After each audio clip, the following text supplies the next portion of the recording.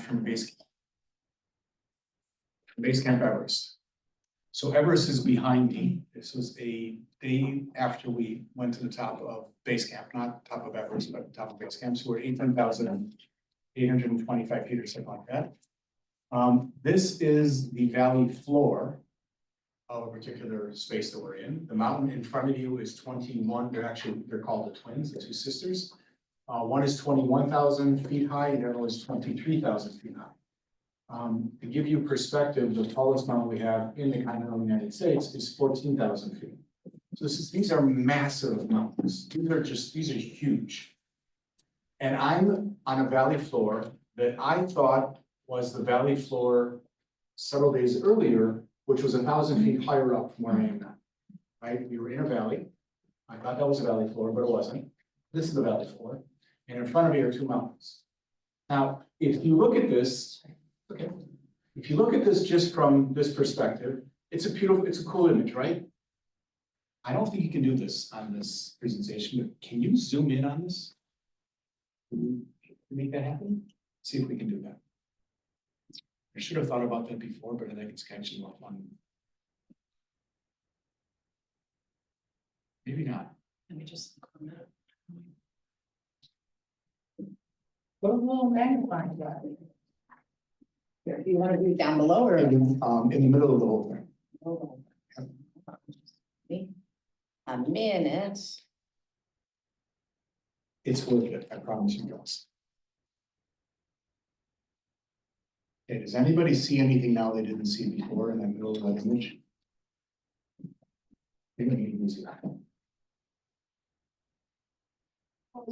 First person. There are people. Whoa. Those tiny little dots at the right there. No, further there. Okay. Those are humans. That's perspective. One of the pleasures of hiking in mountainous spaces is how redunculously small we become. Oh, there you can see. There we go. I can actually see them. I did not know there were people in this image when I originally took the photo. I had no idea. I'm literally sitting one day and I double tapped my screen by mistake when I was on this and I thought, oh, that's cool. And I thought I will be using this often to talk about perspective. So I want to just give us an image to have us put perspective on what I'm about to, everything I'm about to share with you. First of all, I'm limited in time and space. I'm trying to use a perspective that is a specifically Jewish perspective on this, on the conversation about spirituality. I want to put it in perspective for the time of year that we're in, just before Passover, which has its own way of looking at things. And I also want to just put in perspective that sometimes when there's a great adage that says you should walk around the world with two little pieces of paper in your pocket. When you're feeling down and out, you should take out the piece of paper that says I was created in God's image, because it'll make you feel better. And when you're feeling a little bit too good about yourself, you should take the second one out and says that the gnat was created before me. Right, to give you a little bit of perspective what's going on. This is my image in my head forever that will keep me very, very humble when certain things are happening around me. It's like, just think of what's happening in the mountains. So I thought I'd start with it. There is a responsibility that the Jews have when they start the reading of the Passover Haggadah. Yeah, thanks. That says that every generation of person has to see themselves as if they came out of Egypt. Does anybody want to offer any thoughts as to why we would say that in the Passover meal? Why is it important for Jews to talk about that they once were living in Egypt? The answer is, what were we in Egypt when we left? Slaves. We had zero freedom. Right? A slave doesn't have a workday week. Doesn't have morning, doesn't have night, doesn't have meals in certain order, has nothing. Their responsibility is to their master. Their responsibility has nothing even to their own self, let alone their immediate family around. Which is why when you hear stories of American history, and you hear stories of what slaves in America went through for the sake of their family or themselves in the most horrific of times, you have to wonder, how did you do that? How were they able to still have any kind of dignity in that time? And therefore, one of the things we actually say is a very, very important perspective to have is in every generation, a person has to see himself as if they were still in slavery in order to, again, getting that same perspective I was just talking about before, but also to understand something very different. When you're in slavery, when you do not have freedom, you do not have responsibilities, you have responsibilities to anything. You have responsibilities to cleanliness, you have responsibilities to your neighbor, you have responsibilities to really much of anything. So that really, only when you become a free person, your responsibility to your world around you. Right, isn't that kind of true? It's kind of sad, but it's just unfortunately true. Like, when do we ever have time to think about our environment if you're always yoked to the toil of life? If you don't have the opportunity to take a step back and say, my gosh, the world I live in is really spectacular, really beautiful, because you're just constantly pounding out everyday's existence, then in fact, you have very, very different personality and a very, very different responsibility. I'd offer that our responsibility to becoming more spiritual people, to understand our nature around us, all those kind of things happen much greater when you're free to do so. When you have free opportunity to actually see those spaces that you wouldn't have had otherwise. Now, in some cases, that freedom includes literally just seeing it. I'll get to a couple examples in the near future, but where in fact, what happens to kids the first time they actually are in nature? And the first time they have an opportunity to be someplace completely different than where they were, what they're used to living around them. We'll get to that shortly. All right. I want to do one more thing about that, and that is this book. So a Passover Haggadah is the book that tells the story, and tells the story of the Jews leaving Egypt. And it's used every year at a Passover meal. And I'm sure you've probably had different introductions to this at different times. This particular book, by the way, and it comes in a ridiculous variety of editions. Thousands, literally thousands of editions. So it was at one point, and I have one, I use it, I bring out large piles of them that I've collected over the years to kind of laugh at, mock at, joke with, have fun with, learn from. One of them is actually called literally the Maxwell House Haggadah. That's the one. That's like the most. There's no other one. That is That's the the best one. one. And what's funny about it is it literally was put out by Maxwell. It's how they actually. You know it was- why? You know I why? don't know that. Because for a while, in the very early years in this country, people stopped drinking coffee That's right. during Passover because they thought they were beans. You can't have beans on Passover. They thought you can't have them. And so Maxwell's talked to the rabbis and they said, oh yeah, the coffee's okay. So they literally started making Haggadahs to get the word out that coffee was okay for That's them. awesome. I can use that. Learn. So this particular Haggadah is written by a man who actually came to Milwaukee a couple different times. His name is David Moss, not the local David Moss, who's a wonderful person. This is a different David Moss who lives in Jerusalem. And he's a storyteller. And he's a very, very good storyteller. And he actually presented the story of creation without words, only with block. Remember that? Only with Blackstone. He did it at the day school. He did it at, he's just. I remember him coming and presenting this. I have that. This particular book it's page after page after page of wow, great educational opportunities. But in this particular one, we decided to tackle this idea of in every generation, a person has to see himself as if he came out of Egypt in a very unique way. So Passover Haggadahs have, you're not supposed to have images of humans, according to Jewish tradition. So different Passover Haggadahs over different times have had different images. Some have actually had images of humans. And he took all these different images from all these different Haggadot and put them in little ovals. Every other oval on pages is next to a mirror. So when you open the book, you will see that there are images of the different people at different times, right? And as you close the book, imagine now being the persons whose images are in here, they see themselves in the different generations before them, around them. So if you're from the 12th century looking at the Passover Haggadah and you're looking at somebody from the 14th century, you're looking for somebody from the 21st century, that's what's happening inside this book. There's something else that's really great about it, is because there's a little mirrors, if you open the book up yourself and you read from the book, what do you see? Yourself in every one of those generations. So the idea behind that in every generation, a person has to see themselves as if they came out of Egypt isn't just as if they came out of Egypt, but in all the generations where we have the opportunity to see ourselves as if we came out of Egypt. So that if we're talking, I love where you've got going on top of that. I'm sorry. No, don't, that's just absolutely awesome. I love being in your classroom. It just matched the colors that I have. I have no problem with that. I think it's great. Anyway, so that's what this is. This is the idea, again, of in every generation, a person has to see themselves, multiple generations of doing this, multiple different places from different places around the world. Again, how do we deal with it? How do we know our freedoms? I guess one thing before motion, Please. even though it has nothing to do with really the topic of class, but since we're talking about the Haggadah and the Seder, the meal on Passover, it is hands-on experiential education at its best. Right? We're not just reading about history, we're seeing as if we were slaves, we're re-experiencing and all the different foods you eat, and all the different customs of the Seder are all about experiencing these things. So it is like preschool education at its best, really hands-on. And each house, by the way, each household will have their own twist and take. Like there's certain things you add to the table, you delete from the table, whatever, however you make this your own specialty, that's what you need to do with it. So, great. I figured that it's always good going back to Genesis. It's a book that all of us have read in one form or another. And I thought it'd be an interesting way of starting a conversation about first day of creation.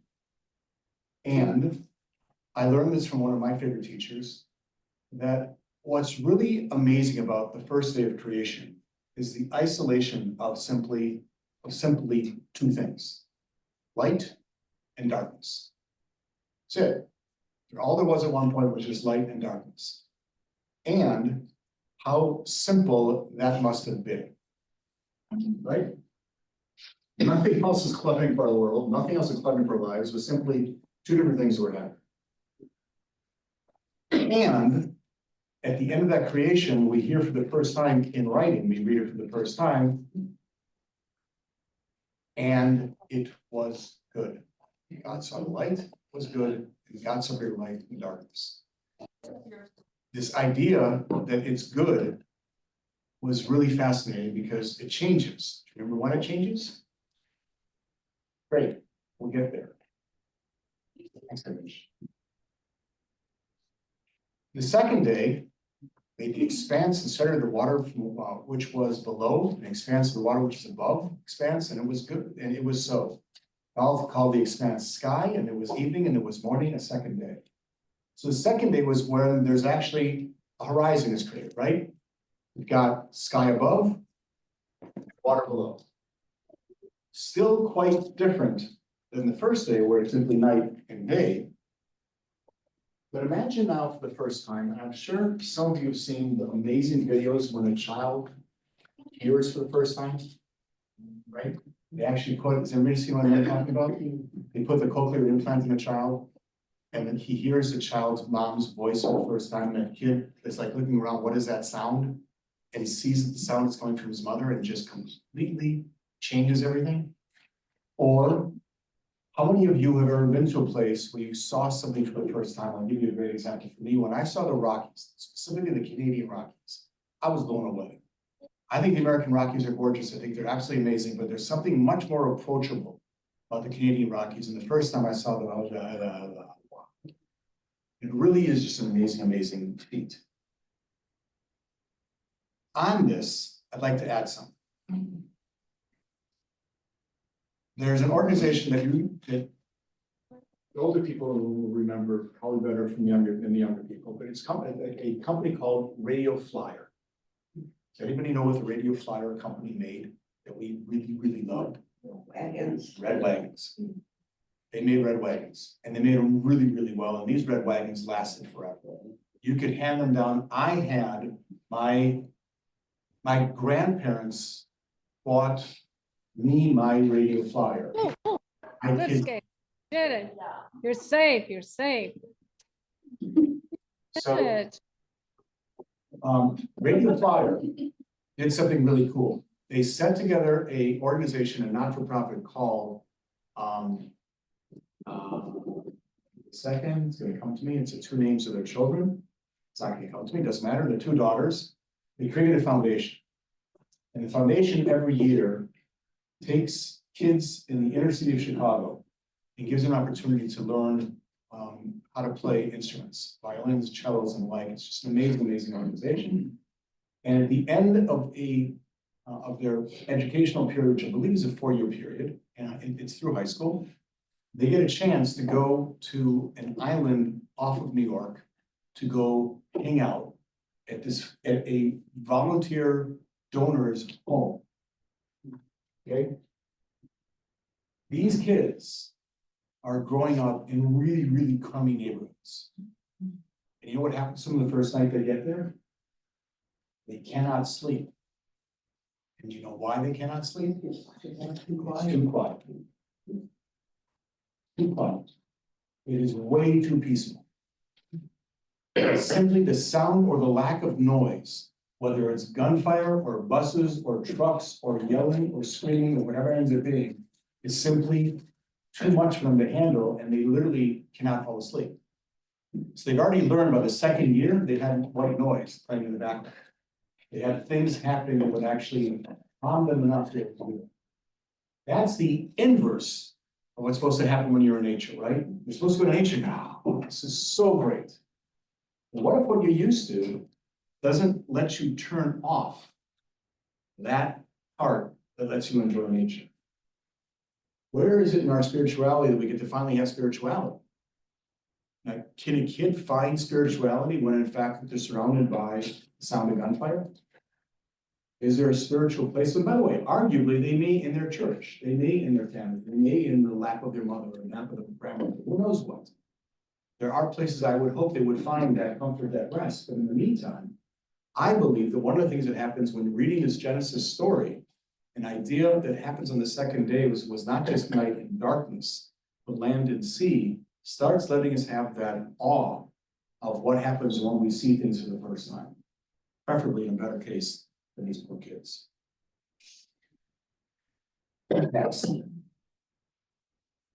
This is awesome. So now we're speckling the earth with stuff.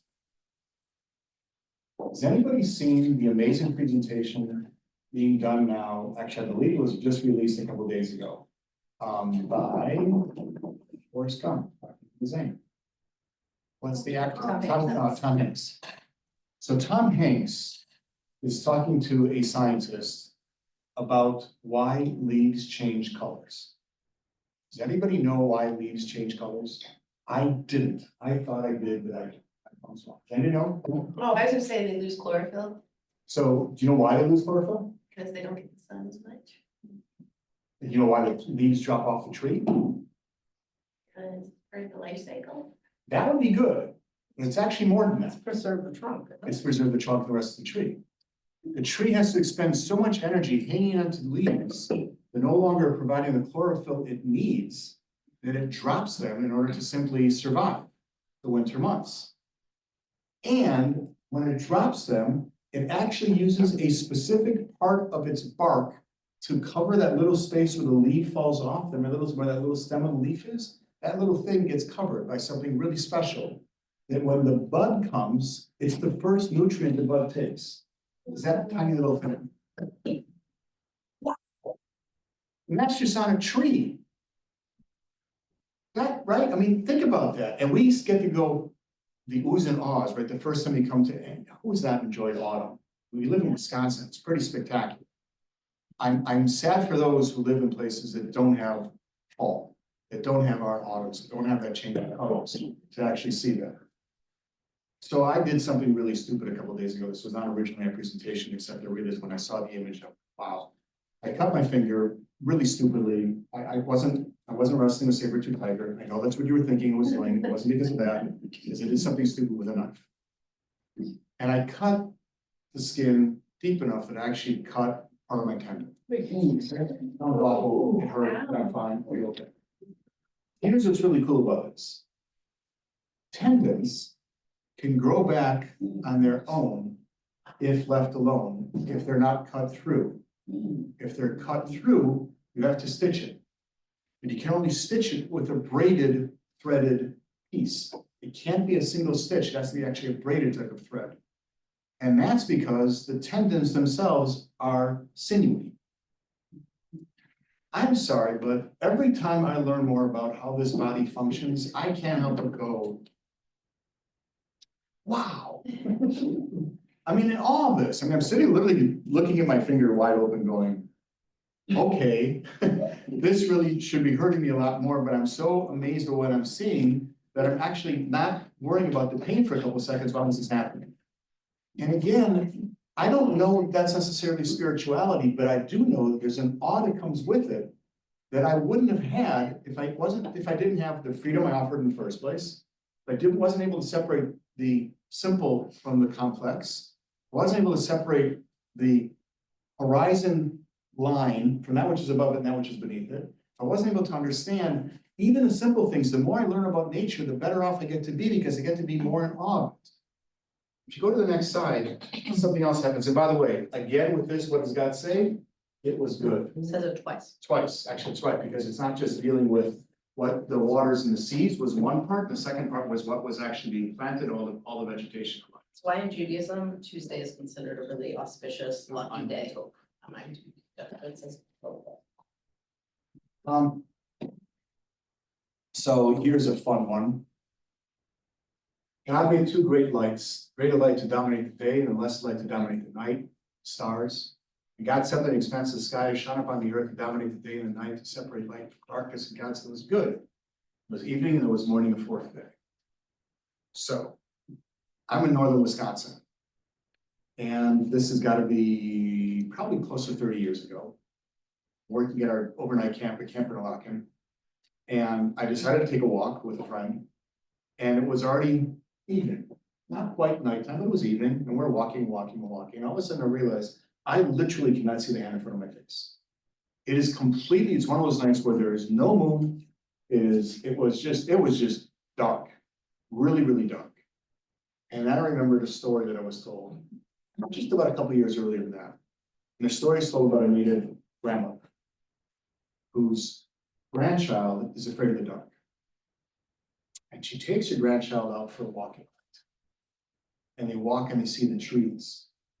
But she doesn't see the trees. She asks her grandchild, what do you see? She says, I see claws. I see wicked things in that around me. And they hear sounds of something. And she asks them, and grandma says, what do you hear? She says, I hear lions, I hear animals, I hear creepy things. It's terrible. I hate this place. And she keeps walking with him. And finally she says, honey, I'll take you home. And she cuddles him and she walks him home. And the next morning she wakes up with her grandchild. She says, let's go for a walk. And taking a walk, and where is she taken to? Exactly where she was last night. And she says, what do you see now? She says, I see a beautiful tree. What do you hear now? She says, I hear the leaves, I hear the rustling, and you see the rabbit, and you see the squirrel. And she takes him through everything that brought him fear in the first place, and offers that, in fact, what you saw last night is no different than what you're seeing today. But this notion that you can have darkness in one place and light in another isn't necessarily because you have light in one place and darkness in another, but because sometimes that which is dark should need to be seen through a vision with light in it. And sometimes things that are light need to be seen with a vision of darkness. So how many people here have gotten their eyes dilated? Right? Go to the eye doctor's office, you get your eyes dilated. Does anybody remember what is the most important thing to have with you when you finish getting your eyes dilated? Sunglasses. Do you know where you want to make sure your sunglasses work? In your car. You know why? Because if you have what I have on right here, and I thought these would be perfect to take to the eye doctor, she prescribed them. They're transition. They change color as it gets lighter outside, they change color. But my car does the same thing. So I'm leaving my doctor's office and these are getting dark as I'm walking to my car. Well, I'm the smartest man in the world. I'm perfectly ready for this. Then I get in my car and what happens? My windows take over and I cannot see. And I gotta drive home. And I'm literally like, I can't drive. It is light as it can be outside. For me, I'm in complete and total darkness. And when that happened to me, I really understood this line much better. That again, if I really want to live in a spiritual space, sometimes I need to understand what the darkness is, what the light is. And I'll ask this question, how many of you guys are more comfortable, or how have you found comfort in dark spaces? I'm guessing you probably have. I'm also guessing you probably found comfort in light spaces. Have you ever found discomfort in light spaces? Discomfort in dark places? We just got back from Israel and we went to the Blind Museum, which you've been telling me about for years, and Amazing, my right? kids, and it's this museum, you go through entirely in pitch dark, you can see nothing, and you're guided by a blind person. And they have a pretend, you have to cross the street, which kind of terrified me, they put you on like a pretend boat, and there's like a house you're in, and a place listening to music, and you eat, it was like unbelievable, and It's humbling. it was very humbling, and I was very happy to like get out and be able to see again, but it was a very powerful experience. All right, next one. God created the great sea monsters and all the living creatures of every kind that creep, which the waters brought forth in swarms, and all the winged birds of any kind, and God saw this as good. God blessed them, saying, be fertile and increase, fill the waters and the seas, and let the birds increase on the earth. And there was evening and there was morning, a fifth day. This is, I happen to love this because I'm a scuba diver. I think it's a really cool space, but it's something that I've never really quite understood. I've had it explained to me multiple times from different perspectives, and I still don't get it. Why do you think God provides birds on the same day that God provides fish, and nothing else happens on the land? Like the only thing that's actually happening above water are birds. I don't have an answer. I'm just kind of just curious if anybody else has one. But the reason I actually brought this one up also is because I think it's really fantastic. So,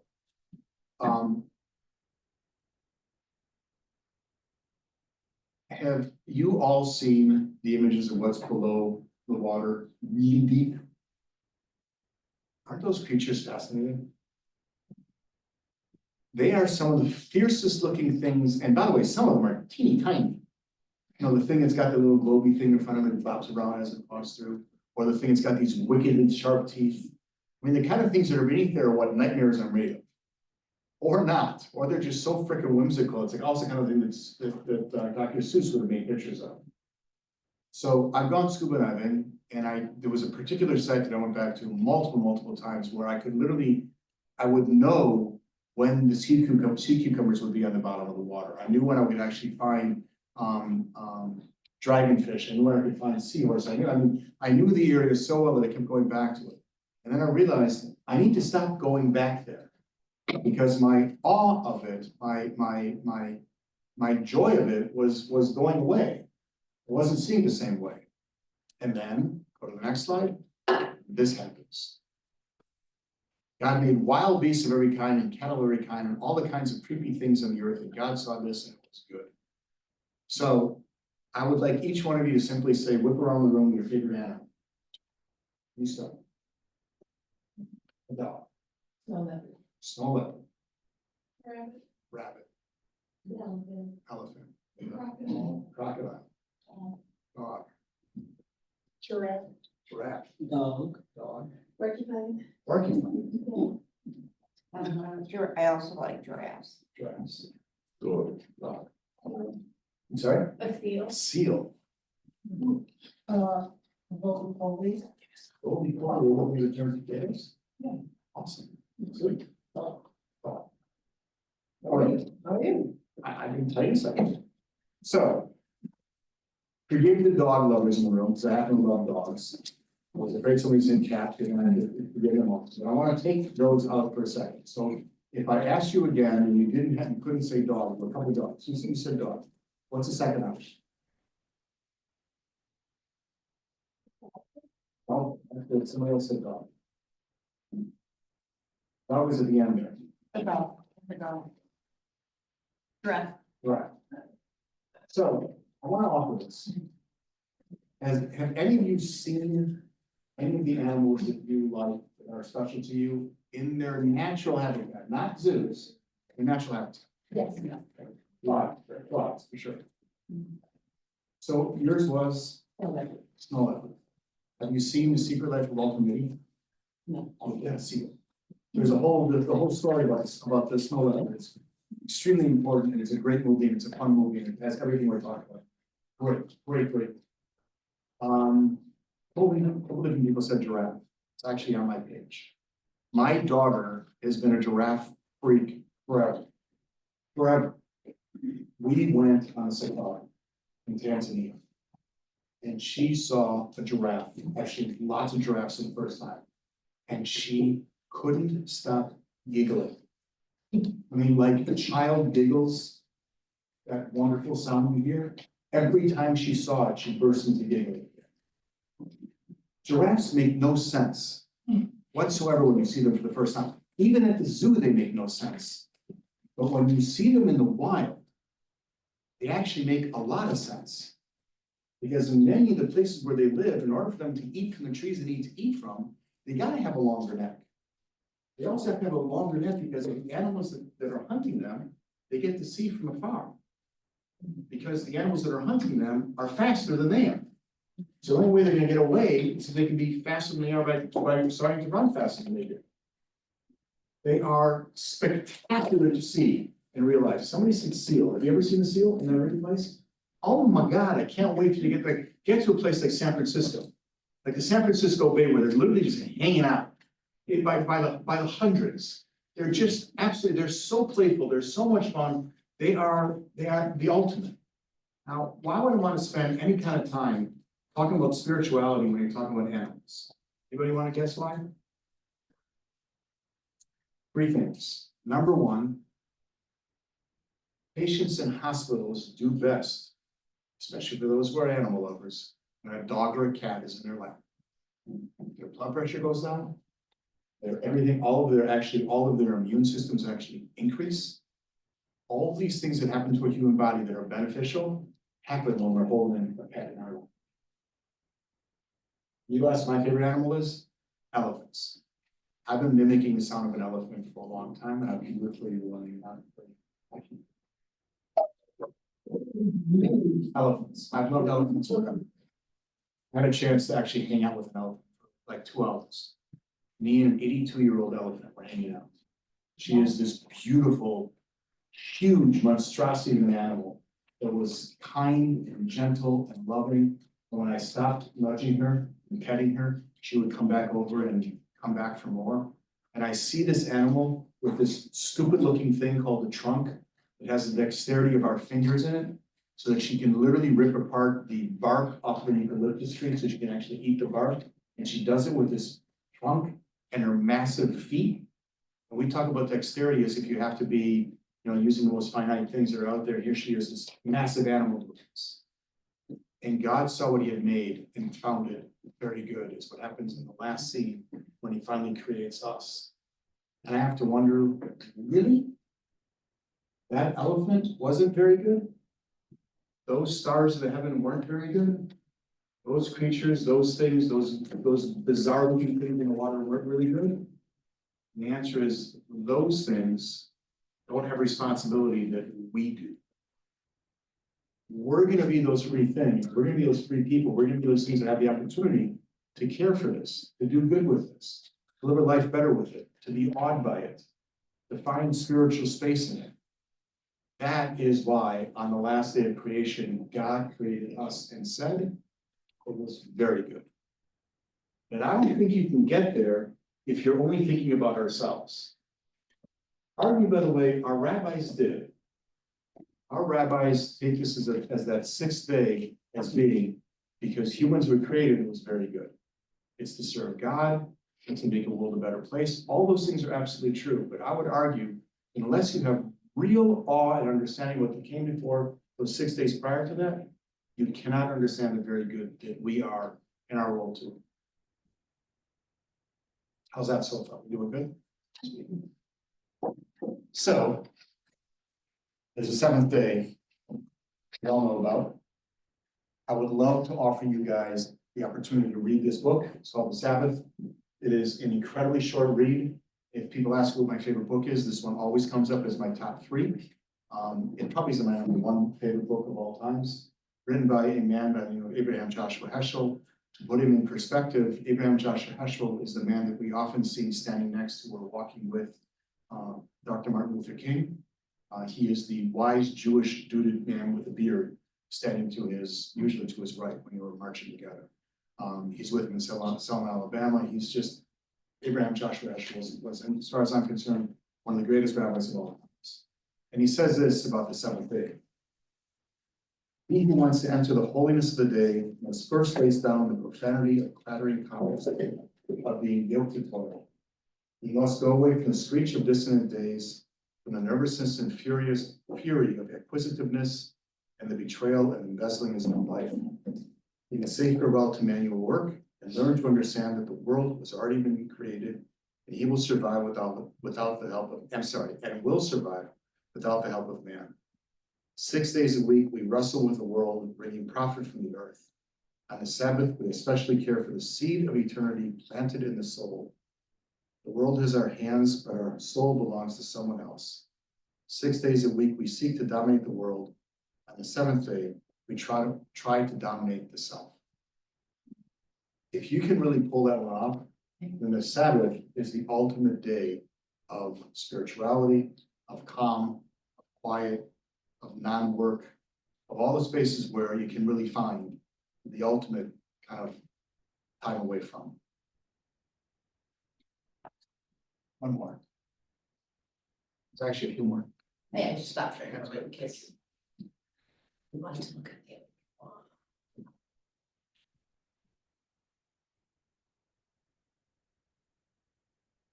I'm sorry, that was it. That's what I wanted. Sorry. Right.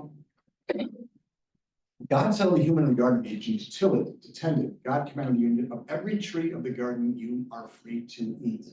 How many here are vegetarians in the room? Any vegetarians? Cool. I've been a vegan since 1984. We didn't have a word for it in 1984. So it's been a long time. This is what we were originally supposed to do.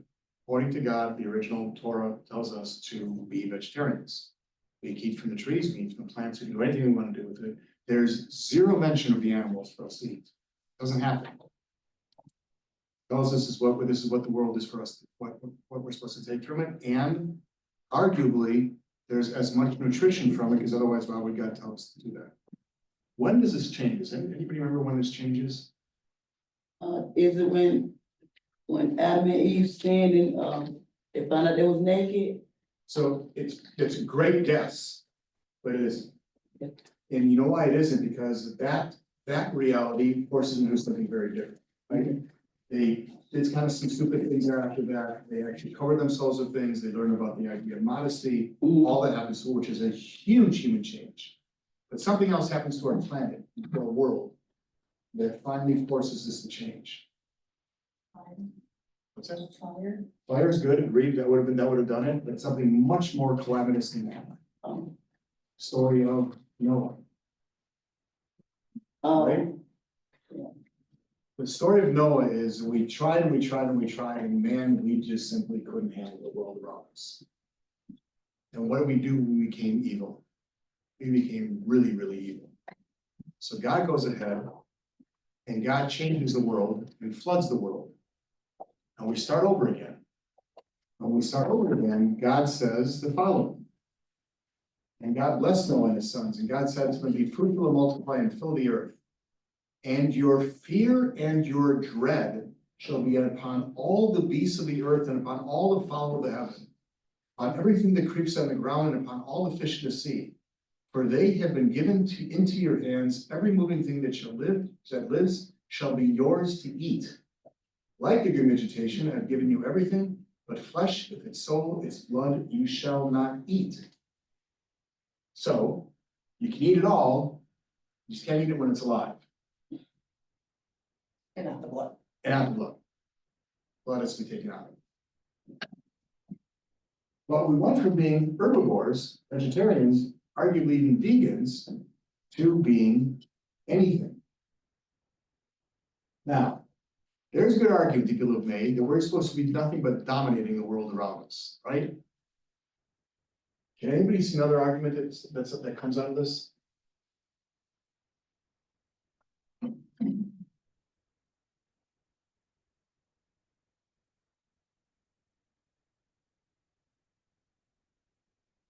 Arguably, it's ours to care for. Right? God bless on his son, God's going to be fruitful, multiply, fill the earth, and your fear and dread shall be upon all the beasts of the earth, and upon all the fowl of the heaven, upon everything creeps on the ground, all fish to sea, for they have given you to your hands. If they've been given to you into your hands, doesn't that suggest that you have a responsibility to them? Arguably, that because you have this responsibility to them, then in fact, we have a responsibility to do something about this.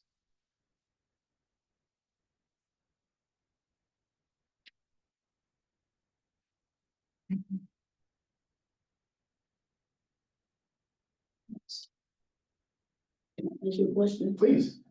If, like, if he gave, God gave all of that to us, why today is they charging people the fish, the hunt, and all that? If he gave us all that, what makes some people charge other people to get to that?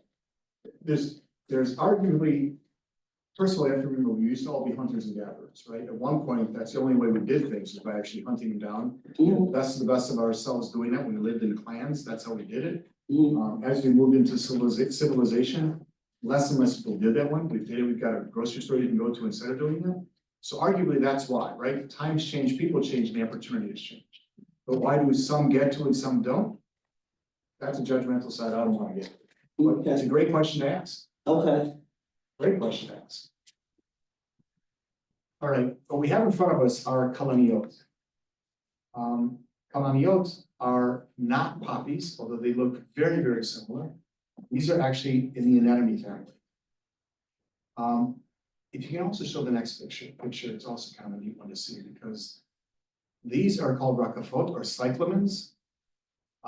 They grow wildly in Israel, starting usually about February, March, quite early, considering in February and March, we're still dealing with winter. As of yesterday, still snow, which was ridiculous for a little bit there. But by February, March, this is what you see all over Israel. Why would I want to share this with you guys in this classroom? Other than to share that Israel has a hugely successful do not pick policy. Not policy, law. You are not allowed to pick any flowers anywhere in nature. Wildflowers. Right. Pick flowers in your backyard. You pick flowers in your own backyard, yes. Flowers you planted, you can absolutely do. But wildflowers that are out there, you're not allowed to pick. By the way, if you have rakafot and I mean, if you have this growing in your backyard, you're still not allowed to pick that, even if they're on your own property. I'm saying that because for those of you who've been to Israel, there's a lot of other laws that aren't followed, like not throwing trash out your window. Whenever I've been in Israel on hiking programs, I will always bring a trash bag with me, because it is not uncommon for me to find wrappers from gum, wrappers from whatever on the ground around. I will always pick them up. But this, it's unbelievable how successful it is. Arguably, people are listening to this when you're given this land to protect, and like what we just read in that last chapter. Here, it's actually really succeeding. The other reason I really like showing this one is because it's back to that image of when we are here in Wisconsin. So if you skip, I think, yes, if you can skip the next slide and go to the next one, there you go. All right, is this sunrise or sunset? rise. It look like it's gotta be Rise. Is that Lake Michigan? There you go. That is sunrise. Good job, Tippy. This is over Lake Michigan. So this is sunrise. So this picture was taken, I believe it was about 6 o'clock in the morning. Sun is coming up. Those ridiculous ice flows we get in Milwaukee along Lake Michigan shore if it's cold enough days. So you know what I'm talking, you've seen these things? Pretty amazing, pretty powerful. So Abraham Joshua Heschel, the same rabbi I just talked about, who talked about the Sabbath, says that we cannot see a sunrise as a miracle. Because if you see a sunrise as a miracle every day, you'll lose the ability to see the importance of sunrise and the fact that it's just a cycle that happens every day. It's a good thing. You want the sunrise to happen every day. How many here remember September 12th? 2001. Those of you who are not yet born, you're out. Those of you who are too young to remember that, perfectly fine. September 12th was a scary one. Right? September 11th in America rocked us all. We were all shaken by You know what September 12th sunrise was? A miracle. On that particular day, at that particular time, it was an absolute miracle on one hand. You know what else it was? Totally mundane. It's just what's supposed to be. We're supposed to be able to wake up the next morning and start our days again without it being a miracle. Right? Spiritual times oftentimes happen in the totally mundane spaces that are around us. And sometimes happen when you're in awe of something that's happening. Sunrise. I'll go back to the one before it. What that is, that's not even sunset. You're right, it is sunset, but it's something else about sunset. It's actually something that comes after sunset. You know what it's called? The afterglow. Too often, we forget to continue watching what happens after the event. So the afterglow, this is taken by the, this image is taken from something that is an amazing little park called God and Judaism, Independence Park in Tel Aviv. There is a grassy area. It's probably about an acre or so in size. And dozens of people come to this acre or so land every night to watch the sunset. There will be people there literally with umbrellas up because they want to see what happens to the skies even then. It is an amazing place. Most people who are coming there stay beyond the sunset to see this, to see the afterglow. And you know what's really amazing about the afterglow? It is radically wider in perspective. The sun sets, relatively speaking, in a relatively small area and has an impact on a good skyline around it. The afterglow is probably twice that width when you see it. I think that seeing a sunrise and seeing a sunset is one of those spaces where you get to have the most you can enjoy out of what we started this whole journey, and that's when God created light and darkness, day and night, and saw that it was good. Finding that place where spirituality matters, where things become aha moments, where you get to see your giraffe for the first time, your seal for the first time, your dog that you miss by being at work all day, whatever the different things are, where are you gonna find your spiritual space other than being able to see even the afterglow? So I argue that oftentimes stick around a little longer. So having that seal that you'll see for the first time, you know, it's gonna be really amazing when the seal jumps back in the water and disappears. Right?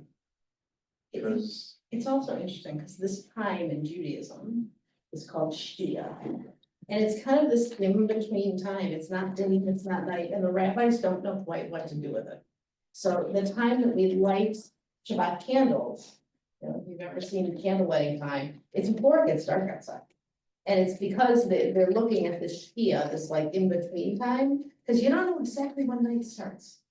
Right? Because when exactly is that sunset time? This is, the rabbis debated a lot about like what happens in this kind of almost magical time. and by the way, the flip side of that is that we know that darkness at the end of Shabbat, we actually wait until there's 3 stars in the heaven in order to confirm that in fact it's night. Otherwise, it could still continue to be something left over. We want to make sure, no, it's really dark. It's really night because in fact there's 3 stars in the heaven. I was at Israel this last time. My daughter and son-in-law had 1 clock in their house and I broke it. So we did not know what time it was. And we had my son-in-law's watch. And we looked at what time it was and Shabbat was supposed to be over. And we looked up and there were 3 stars in the sky. Then we asked somebody what time it is and they told us 10 minutes early. So then we're doubting if the watch is broken and if whether Shabbat has really ended. And we're back and forth. I'm like, there are 3 stars in the sky. That's how you know when Shabbat is over. She's like, well, but maybe the stars are wrong. We gotta go by the clock. And it was like so Turn it inside out. removed from nature. And by the way, on that afternoon walk, we saw a porcupine.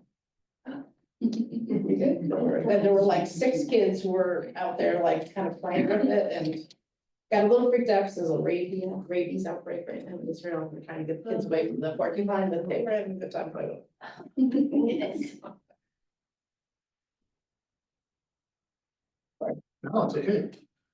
So that's my thoughts for today. I'd love to hear comments or ideas or any reflections. And, otherwise, thank you very much for coming.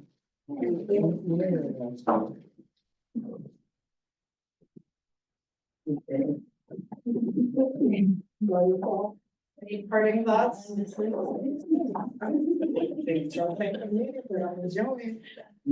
So for those of you who are online, we will be sending you a form to do a reflection so you can get your LOMED credits. For those of you who are in person, you don't have to worry about that. I just realized I wrote down which one's one of mine, which one's one for this person, but I will figure that out.